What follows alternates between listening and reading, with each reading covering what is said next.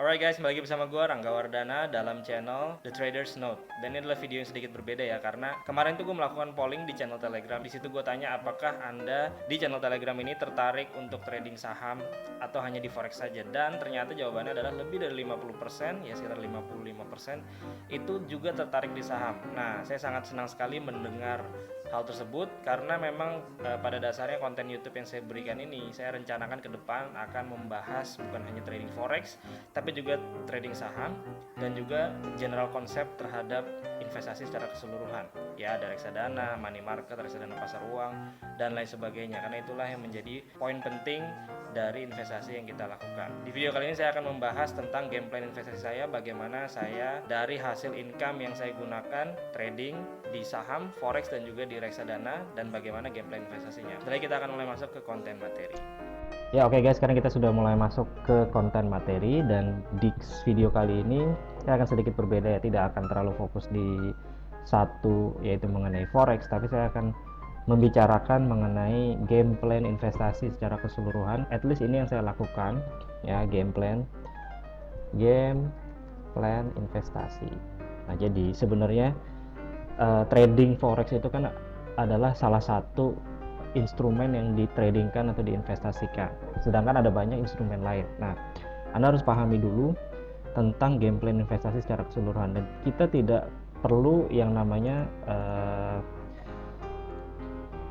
kaku gitu ya. Kita nggak perlu yang namanya kaku, dan kalau saya trading forex maka saya tidak trading saham gitu, atau kalau saya trading saham maka saya tidak trading forex, atau kalau saya trader maka saya bukan investor, kalau saya investor maka saya bukan trader. Seperti itu ya, kadang ada yang mengkotak-kotakan seperti itu. Atau kalau trader itu technical maka dia mengabaikan fundamental, kalau fundamental dia mengabaikan technical. Jadi Anda yang seperti itu dikesampingkan dulu. Coba pahami seluk-beluk investasi ini karena ini sangat luas sekali ya. Konsep utama adalah nomor satu, yang paling penting adalah nomor satu adalah income ya. Anda harus punya income yang stabil.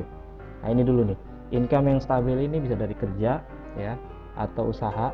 Ini bisa dari kerja dan bisnis ya, kerja dan bisnis. Apapun bisnis Anda saat ini, semua pekerja bisa menjadi pebisnis karena sekarang semua udah online ya. Bahkan kalau Anda bekerja dan masih kurang income aja, itu banyak pekerja seperti OB atau seperti satpam yang dia mengambil sambilan sebagai Gojek ya, atau driver ojek online dan lain sebagainya, dan itu mereka bisa mendapatkan income yang lebih tinggi, atau bisa juga berdagang bisnis online dan seterusnya. Jadi saat ini udah nggak ada alasan lagi bagi pekerja untuk tidak bisa mendapatkan income tambahan. Oke, nah dari situ ketika kita punya income yang stabil itu dari kerjaan kita, dari bisnis kita, jadi cash flow-nya cukup sehat gitu ya. Cash flow-nya cukup sehat, biasanya yang dilakukan adalah kita saving ya. Anda harus bisa saving paling tidak itu 10% daripada seluruh income Anda. Jadi kalau income saya misalnya contoh Anda kerja dengan gaji 10 juta, paling tidak Anda harus bisa nabung 1 juta sebulan. Itu udah paling minimal banget. Sebenarnya bisa lebih daripada itu ya, 10-30%, tapi asumsinya ini udah paling minimal. Misalnya Anda punya cicilan rumah, cicilan mobil, cicilan motor dan lain sebagainya, sisanya cuma 1 juta, that's fine. Yang penting Anda masih bisa nabung. Apalagi kalau udah punya anak, punya istri ya, pastinya semuanya akan lebih ketat lagi nantinya. Tapi terutama bagi Anda yang masih di bawah 30, masih banyak waktu dan masih banyak peluang yang bisa Anda jalankan seperti itu. Usahakan harus bisa saving, dan saving itu paling tidak 10-30% dari income Anda. Nah, setelah itu ditaruh di satu dompet di sini. Kita sebut dompet lah ya biar gampang. Ini dompetnya. Nah, tentunya kita harapannya adalah selalu kita pengen memperbesar dompet kita ke depan gitu ya, dan lawannya selalu inflasi. Jadi kalau misalkan contoh saya punya uang 100 juta saat ini, lalu saya taruh di bawah kasur, dalam 10 tahun 100 juta itu tetap 100 juta kalau saya taruh di bawah kasur gitu ya. Tapi inflasinya akan naik gitu ya. Jadi kalau misalkan contoh harga 1 kilo beras saat ini berapa, 10 tahun lagi dia akan naik dan kita akan kalah dengan inflasi tersebut. Itulah sebabnya kita harus memperbesar dompet kita untuk melawan inflasi. Nah, ini bisa dilakukan dengan cara setelah dompet ini cukup besar gitu ya. Kalau masih kecil nggak akan bisa, Anda harus gedein dulu dompetnya sampai bisa Anda bagi-bagi. Nah, setelah itu baru kita bisa lakukan yang namanya investasi dan trading gitu ya. Itu terbagi menjadi beberapa instrumen, diantaranya adalah saham dan reksadana gitu ya. Ada deposito, ya kan? Deposito, lalu saham, lalu reksadana. Oke, reksadana pun ada macam-macam, ada money market, ada obligasi, dan ada reksadana saham, reksadana campuran, dan lain sebagainya. Kedepan saya akan bawa channel ini untuk menjelaskan tentang keseluruhan investasi, karena itulah fokus saya dan itulah passion saya, yaitu bagaimana kita terus berinvestasi dengan baik dan benar, trading dan investasi. Di dalamnya juga ada yang cenderung high risk, ini tadi yang low risk ya, deposito, saham, reksadana. Saham sebenarnya termasuk yang medium risk ya, karena ada beberapa saham yang sebenarnya bisa memberikan risiko yang tinggi. Lalu di dalam sini juga ada forex trading, ada index trading, ada options, dan lain sebagainya. Nah, saran dari saya, Anda jangan terlalu terfokus dengan yang semuanya yang high risk. Misalnya contoh udah trading forex, trading option juga, trading index. Nah, ini sangat berbahaya. Ya, pastikan Anda pegang cukup satu saja yang high risk. Tapi lebih banyak difokuskan sebenarnya ya, itu yang ini di atas-atas ini ya, reksadana, oke, saham, karena disinilah yang sangat bisa dilakukan untuk menumbuhkan dompet Anda dengan sangat cukup cepat, apalagi dengan kondisi saat ini di mana marketnya terjadi krisis. Itu sangat enak sekali untuk melakukan investasi gitu ya, karena banyak saham-saham bagus yang lagi drop, dan itulah timing yang bagus untuk kita beli, buy and hold selama cash flow-nya itu bagus ya. Selama Anda tidak BU, tidak butuh uang untuk diambil, maka kita bisa hold saham yang bagus dan kita akan tahan let's say beberapa bulan, dan dia akan dengan cukup probability yang sangat tinggi untuk naik. Oke, saya akan belum teknis ke sana, tapi di sini saya akan menjelaskan mengenai pembagian keuangan terlebih dahulu. Kita bagi tiga ya. Kita bagi tiga: saham, oke, reksadana, dan forex. Itu dulu. Karena ini salah satu tiga instrumen andalan saya di dalam menabung dan trading dan investasi. Nah, jadi kita bagi tiga. Kita bagi tiga: saham, lalu juga ada forex, dan ada reksadana. Misalkan kita ngomong ini forex ya. Oke. Yang harus Anda lakukan dari dompet ini adalah jangan lupa ya, kita hitung berapa pengeluaran kita sehari-hari. Jadi kalau Anda punya income, pastikan Anda juga tahu pengeluaran Anda itu berapa. Jadi cost ya. Cost yang selalu muncul setiap bulan udah pasti. Itu kan bisa ketahuan. Nah, dari cost ini Anda boleh kalikan dengan 3. Ya, 3 kali. Jadi kalau cost per bulan itu berapa? Misalnya kalau saat ini contoh ya, misalnya saya cost per bulannya adalah 10 juta rupiah. Oke. Nah, pastikan Anda kali 3 dulu. Ya, jadi 3 bulan. Ini kan 30. Nah, let's say kita punya dompet di sini adalah 100 juta. Oke, di sini Anda punya income, ini 10 juta per bulan, costnya Anda punya income itu misalnya 15 juta. Jadi Anda bisa saving dari sini adalah 5 juta per bulan. Ini contoh ya, contoh yang saya ambil, contoh yang kebanyakan mungkin bagi umur 30 ya, 25 sampai 35 itu mungkin bisa kejar segini ya, terutama untuk di Jakarta kondisi saat ini. Oke, nah lalu misalkan Anda sudah punya dompet 100 juta ya, dengan cost per bulan itu adalah 10 juta. Kita kalikan dengan 3, ini gunanya apa? Kita mau kurangi dulu yang 100 juta ini ya. Jadi let's say saya tulis dengan detail ya, dompet saya saat ini 100 juta, saya mau trading dan investasi. Saya kurangi dulu dengan 30. Kenapa dikurangi 30? Ini untuk biaya jaga-jaga ya, karena kalau Anda punya cost per bulan itu 10 juta, Anda harus punya dana cadangan backup 3 dikali cost per bulan. Ini menurut perhitungan financial planning ya. Jadi seandainya terjadi apa-apa, Anda punya tabungan 30 juta yang tidak akan diganggu-gugat oleh lain-lain hal gitu ya. Jadi dana cadangan 3 dikali cost per bulan. Jadi cost 3 bulan itu udah di cover oleh dana cadangan, sehingga sisanya ini adalah 70 juta. Oke, selalu lakukan seperti itu supaya cash flow Anda tidak berantakan.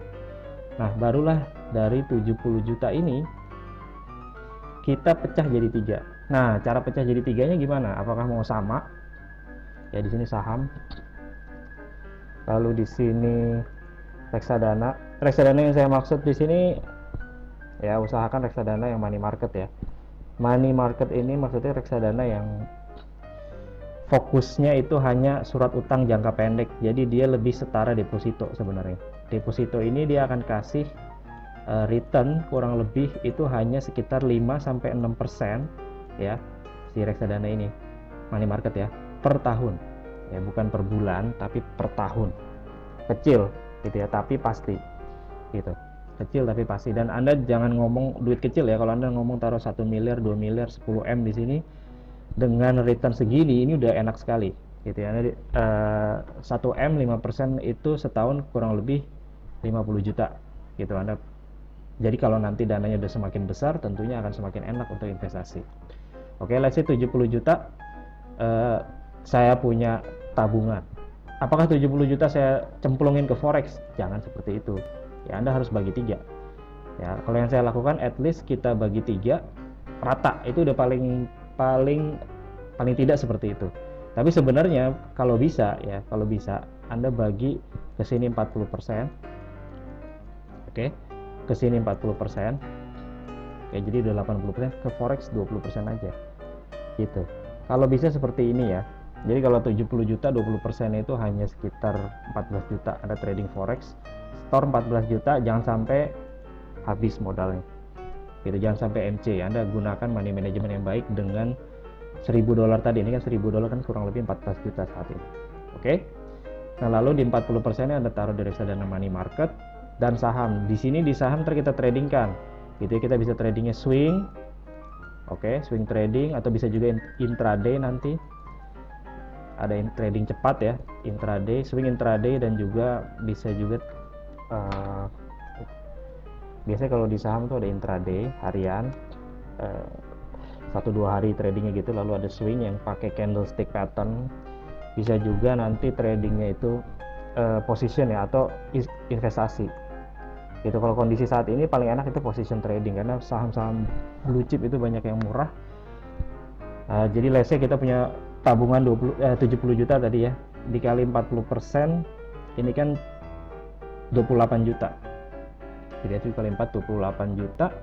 28 juta kita bisa alokasikan ke saham-saham bagus yang saat ini lagi murah, misalnya BBRI, Bank Mandiri dan seterusnya. Ntar kalau udah naik 30%, 15, 20, 20, 30% seperti itu, kita bisa jual. Ini akan menambah dompet kembali. Kayak gitu ya. Jadi Anda punya income dengan kerjaan bisnis yang stabil.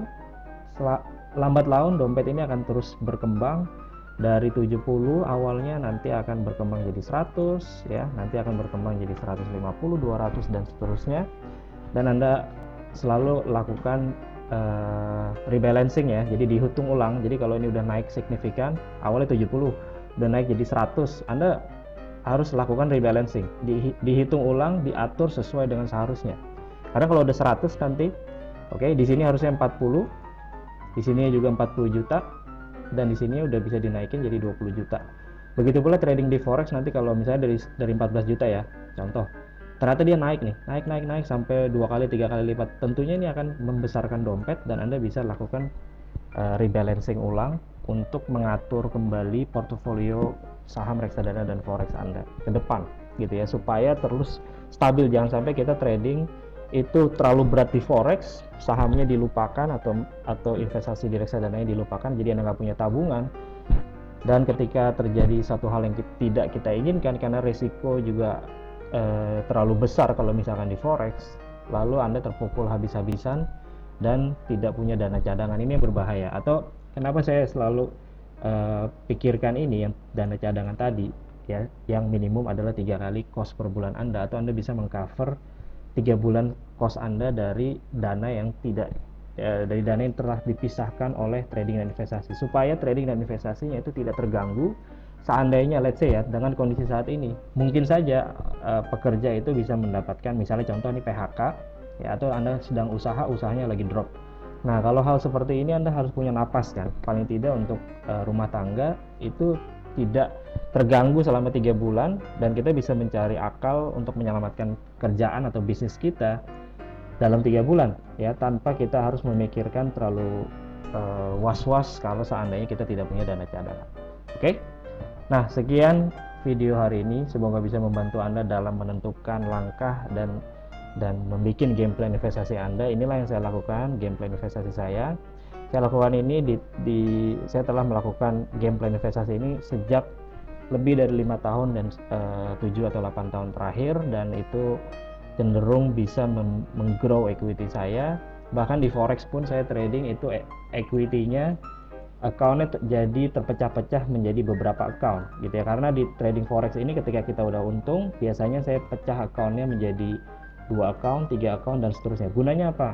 Gunanya adalah gini, karena kalau di forex itu risikonya tinggi, dan to be honest kita nggak pernah tahu mana broker forex yang bisa kita percaya gitu ya. Jadi oleh karena itu sebabnya saran saya adalah trading di forex broker Anda pecah ya di beberapa broker, karena setiap broker berpotensi ya satu saat dia melakukan yang namanya kecurangan. Misalnya dia tiba-tiba kenain stop loss atau spreadnya tiba-tiba besar dan seterusnya. Kalau Anda semua equity dipertaruhkan di satu broker itu dan kita terlalu percaya dengan broker tersebut, itu juga sangat berbahaya. Ini berbeda dengan di broker saham ya. Kalau di sekuritas saham itu regulasinya jelas dan seluruh transaksinya itu dilakukan di BEJ dan diawasi oleh OJK.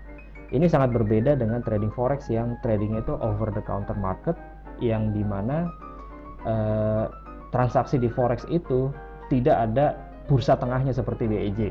Jadi trading forex itu sebenarnya adalah dari transaksi interbank, dan salah satunya kita sebagai individu, sebagai retail mencoba untuk ikutan trading interbank dan menggunakan jasa forex broker. Nah ini tentunya menjadi ada dark side-nya dari over the counter, di mana kita tidak akan pernah tahu dengan pasti mana broker forex yang benar-benar meneruskan order transaksi tersebut ke liquidity provider. Liquidity provider itu maksudnya ke bank-bank besar.